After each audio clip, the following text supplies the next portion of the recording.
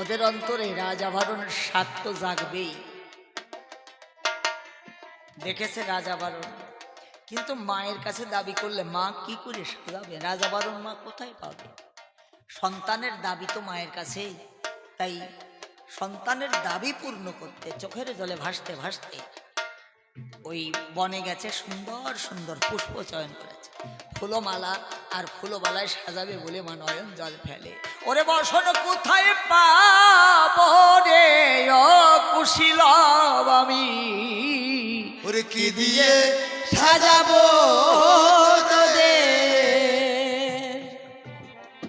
ওগো ফুলমালা ফুলমালা কুশীলবকে সাজায় রে আমি, কি দিয়ে সাজাবো তোদের।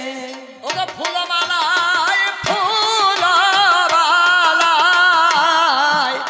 অঙ্গ শোভা রে আমি কি দিয়ে সাজাবো তোদের।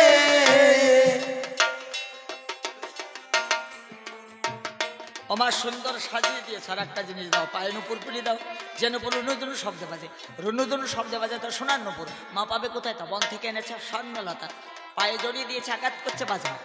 অমান আবাজ নুপুর নেব না, বাজবে। করে জোরে বলছি, শোনো শোনো যোগ নুপুর বলিতা বঠায় রে আমি কি দিয়ে সাজাবো ও দয়াই, আজ যদি না বাজরে নুপুর দিলাম প্রভুর দোহায় রে আমি, কি দিয়ে সাজাবো তোদের।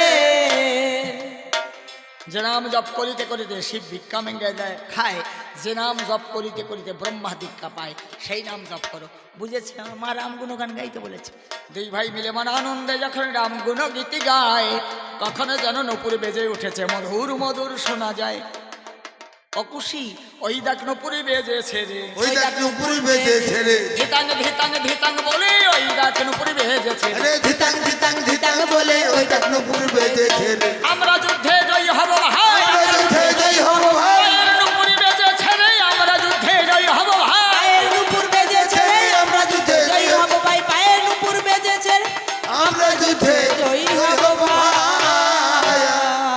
মাতৃচরণে প্রণাম দান করে যখন বনাভিমুখে রওনা করেছে, মা পিছন থেকে ডেকে বলছে, কুশীলব রে ফিরে আয় বাবা। হবে না, তোরা তো বুঝিস না, ভরার চেয়ে শূন্য ভালো, যদি ভরতে যায় আগের চেয়ে পিছে ডাকা ভালো, যদি ডাকে তার মা, মা যদি ডাকে অমঙ্গলকে ডেকে মঙ্গল আসে। মাতৃস্নেহে বক্ষে নিয়েছে, কনিষ্ঠ অঙ্গলে দন্তাঘাত দিয়ে যখন মুখামৃত দিয়েছে, আবার জিজ্ঞাসা করছে, হবে না, যাত্রাকালে মায়ে যদি করে দন্তাঘাত, মরণ হয় না ইন্দ্রদেব যদি আনে বজ্রাঘাত। তবে বাবা কথা নিবা, কারোর সঙ্গে মারামারি করবা না। তোদের সঙ্গে যদি বাপ কেউ করে হানাহানি, আমি অভিশাপ দিলাম দেশে যাবে না কোনো এক প্রাণী। খুশি বলছে, দাদা রে আর দরকার নাই রে, চল যাই রে। মাঝে আশীর্বাদ দিয়েছে, আজ গোলক ছেড়ে যদি নেমে আসে, গোলকের সাই আমাদের যুদ্ধ অবতীর্ণ হয়, তারা চলতে যাই। মাতৃ আশীর্বাদে পরিপুষ্ট হয়ে বনে গেছে, ধীরে গিয়ে দেখতে পায় চারি দেশের চারি দল সৈন্য, কম কথা নয়। ভীতির সঞ্চয় হয়েছে, রাম গুণগান শুরু করেছে। দূর থেকে সুগ্রীব রাজা শুনে উঠেছে, তেলে বেগুনি আজিজ বাজারা রাম নাম নিচ্ছিস, আবার রামচন্দ্রের তিন ভাইকে ধরনের ধুলায় মিশিয়ে দিয়েছিস, দাঁড়া দেখাচ্ছি। গদা নিয়ে যখন ধেয়ে আসছিল, খুশি সুযোগ পেয়ে একটা অজ্ঞানন্দ বাণীর দ্বারা পড়ে গেছে মৃত্তিকায়। বিভীষণ যখন আসছিল, আবার বিভীষণকে অজ্ঞানন্দ বাণীর দ্বারা অজ্ঞান করে দিয়েছে। এবার 3 নম্বরে হচ্ছে গোবর্ধন রাজা, তাতই করতে করতে ছোট একটা মাথা, বড় একটা পেট, আগে আগে যাচ্ছে পেটটা। উসি মনে মনে করে, ভাবো না এটা তো সৈন্য হবে না, নিশ্চয়ই সৈন্যের গোডাউন। তা মনে আছে বাবু না গোডাউন আমি রাখবো না।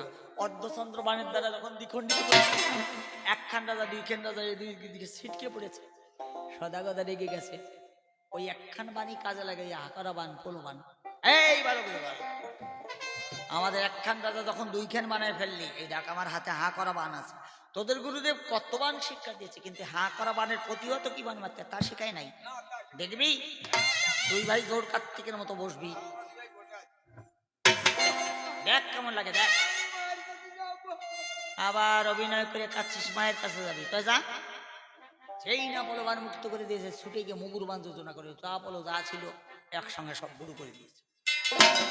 আর একটা অজ্ঞানন্দ বানের দ্বারা সবাইকে যখন অজ্ঞান করে দেন, বাকি আছে আমার হনুমান। হনুমান ক্ষমা চাইতে এসেছে, ইন্দ্রজাল বানের দ্বারা হনুমানকে বন্দী করে দেয়। বাকি আছে রামচন্দ্র একা, এসে দিয়েছে দেখা। বালক যুগল তোমাদের কি নাম? বাবা সুন্দর নাম, অজের নন্দন দশরথ দাশরথী রাম। তোমরা কয়জনকে চেনো বলো দেখি শুনি। তোমাদের কচি কচি বদনের কথা তো মানতেই হয়। কুশি বলা শুরু করেছে, এক দশরথে ছিল, বুসা ছিল তার নাক, পরশুরামের বোঝা বইতে বইতে তার মাথায় পড়েছিল টাক। এটা টেক্কো দশরথ। আর এক দশরথের কথা শুনেছি শ্রবণে, স্ত্রীর কথায় জ্যেষ্ঠ পুত্র রামকে দিয়েছিল বনে। এটা মেলি দশরথ। আর এক দশরথের কথা অযোধ্যা ভুবনে, অন্ধের পুত্র সিন্ধুকে রাজা মেরেছিল চৌরাবান। এটা 14 দশরথ। 3 বাবা। আর এক দশরথের কথা শুনুন তার ধারা, 4ই পুত্র জীবিত থাকতে হয়েছিল বাসি মরা। এটা 14 দশরথ। তাহলে 4 জন পিতা তোমার। এখন রামচন্দ্র হেরে গেছে, সকরুণ স্বরে বলছে, কুশীলভ আমার একটাই পিতা, যে কয়টি শিরা শিরা কর্ম করেছে সেই কয়টি নামে বিভূত, তাই তোমরা বলতে পারছো। সত্য করে বলো তো তোমাদের আত্মপরিচয় কি? পরিচয় কি দেব ওগো মহারাজা, মায়া মাদের জনম দুঃখিনী। পরিচয় কি দেব ওগো মহারাজা, মায়া মাদের জনম দুঃখী। পরিচয় কি দেব?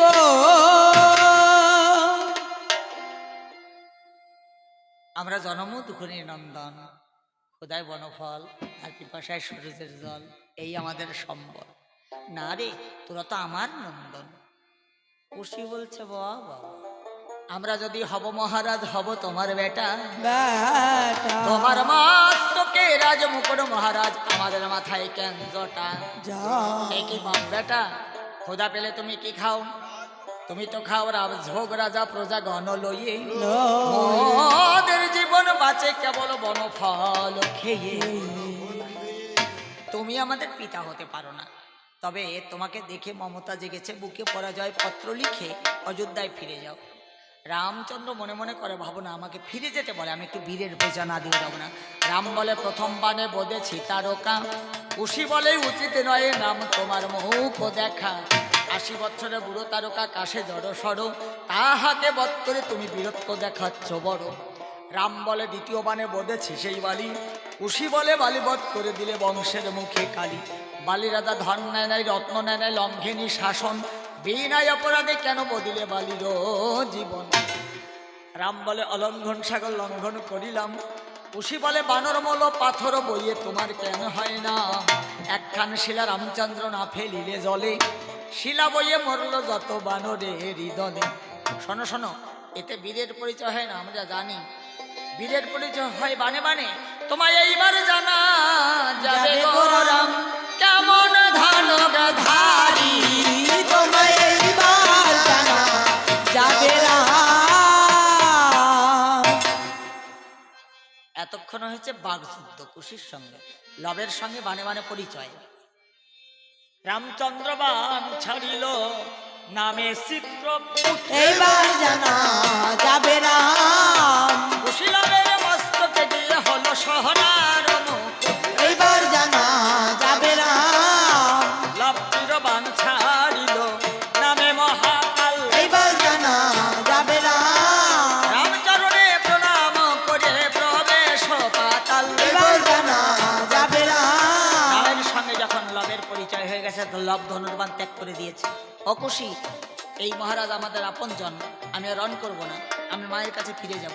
কুশী মনে মনে করে, ভাবনা আমি ছাড়বো না, আমি ছেড়ে দিলে মায়ের কলঙ্ক কোনোদিন মোচন হবে না। লবকে পিছনে রেখে কুশীর তখন এবার জানা যাবে রাম, ব্রহ্মবান ধনুকে কুশী করেছে যোজন। এবার জানা যাবে রাম, সীতার নামের দোহাই দিয়ে ব্রহ্মবান ধনুকে যোজন হায় করে যখন আকর্ণ টেনে নিয়ে বাণ ক্ষেপ করে মার মার শব্দে গিয়ে রামচন্দ্র বক্ষে রেখে ধরণীর ধুলায় লুকিয়ে পড়ে।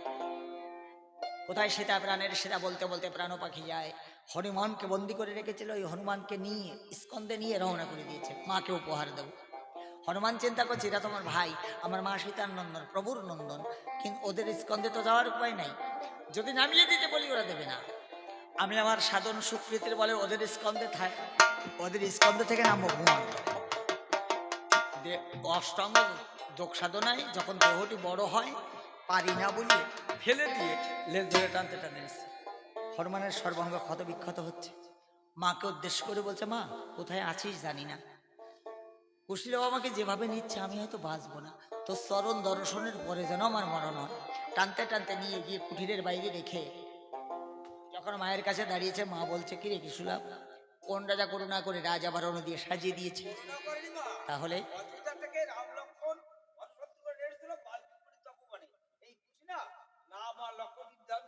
তুমি তো ভারত সত্য করে নিধন করেছো। সত্য কখনো গোপন থাকে না।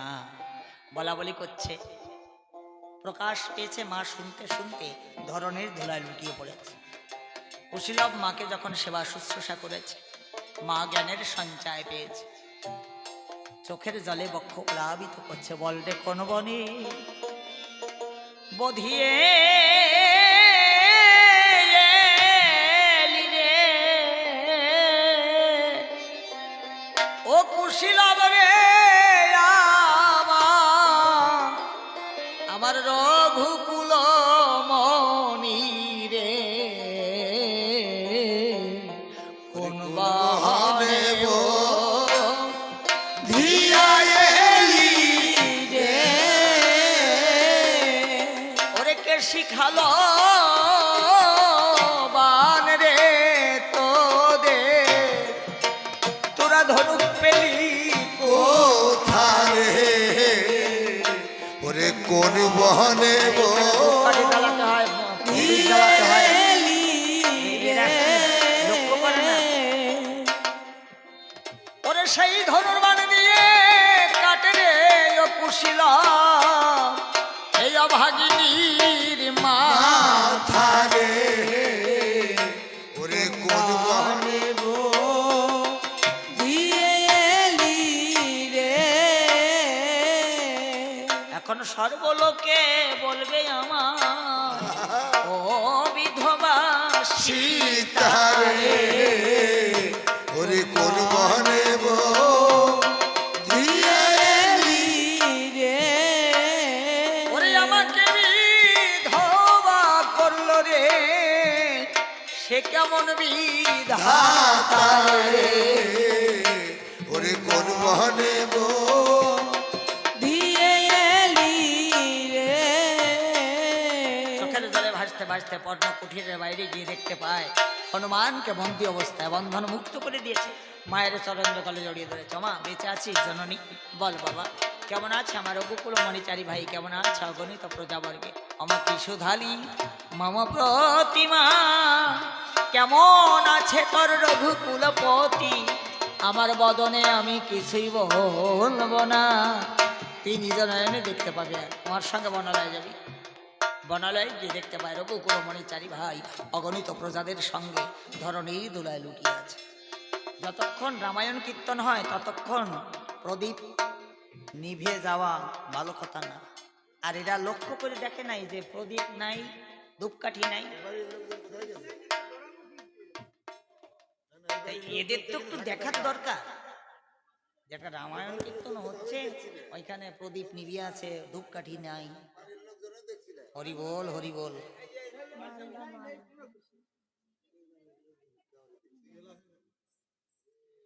তেল আছে।